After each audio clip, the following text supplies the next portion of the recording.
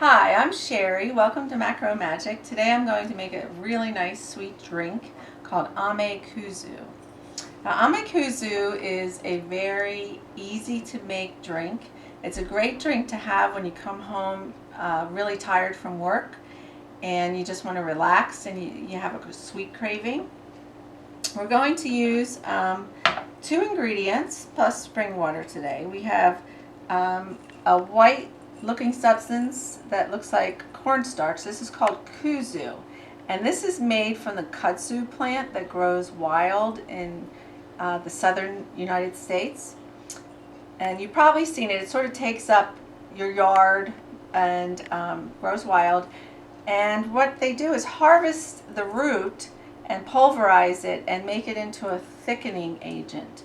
And this thickening agent helps heal the large intestine. So if you're suffering from colitis, diverticulitis, any sort of digestion problem, colon cancer, this is a very healing food for the colon.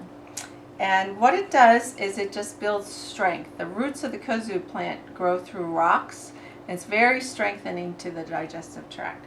So separate from cornstarch, which is a little bit more acidifying to the digestive tract, kudzu or kuzu is very strengthening.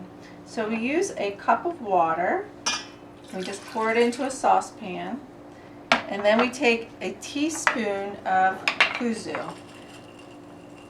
Now you can also make some puddings and gravies out of this, but it always has to be dissolved in cold water first.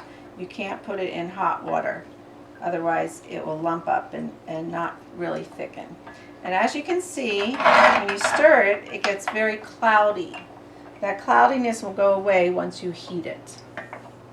So we're going to put this on the stove first and heat it and keep stirring so it stays thickened and not lumpy. And then we're going to add a sweetener. Now you can add either barley malt or rice syrup. Those are the 2 grain sweeteners we use in macrobiotic cooking. Barley malt is made from cooked down barley, and brown rice syrup is made from cooked down brown rice. And both sweeteners don't promote tooth decay. They're very mild, so they don't jack up your blood sugar level and then let it drop. And they're nice sweeteners to use on a pretty regular basis. And you can use them in desserts to make pies and cookies and cakes with. You just have to adjust the liquid amount in the recipe if you use them. So we're going to heat up the kuzu in the water on the stove.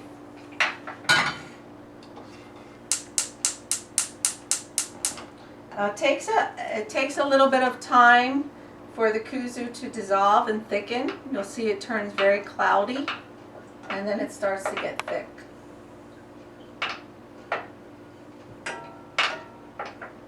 Now we can also make a medicinal drink out of this if we add a couple drops of shoyu, soy sauce, and a little pinch of umeboshi plum, and that sort of acts like an aspirin. So if you have the cold or flu, you can mix those 2 ingredients in the kuzu, and it will actually help the cold and the flu symptoms go away. So once it's clear, we then add a tablespoon of the sweetener. Like I said, you can use brown rice syrup or barley malt for this recipe. So you use about a tablespoon of the sweetener. Now if you were making a pudding, you could add some of your favorite fruit. You could add lemon, you could add apple juice. Any kind of fruit juice will work except for grape juice. Grape juice won't work because there's certain enzymes in grape juice and it prevents it from getting thick. But any of the natural fruit juices work. You could make a coffee pudding or a mocha pudding.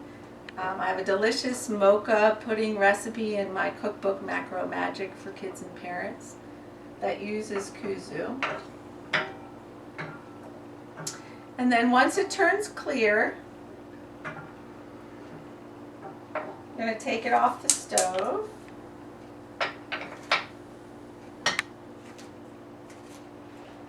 And just pour it in your favorite mug.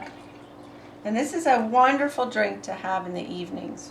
Like I said, when you come home from work and you're really stressed and you have sweet cravings and you want to prevent yourself from raiding the refrigerator, this is a much better drink, much healthier, and very soothing.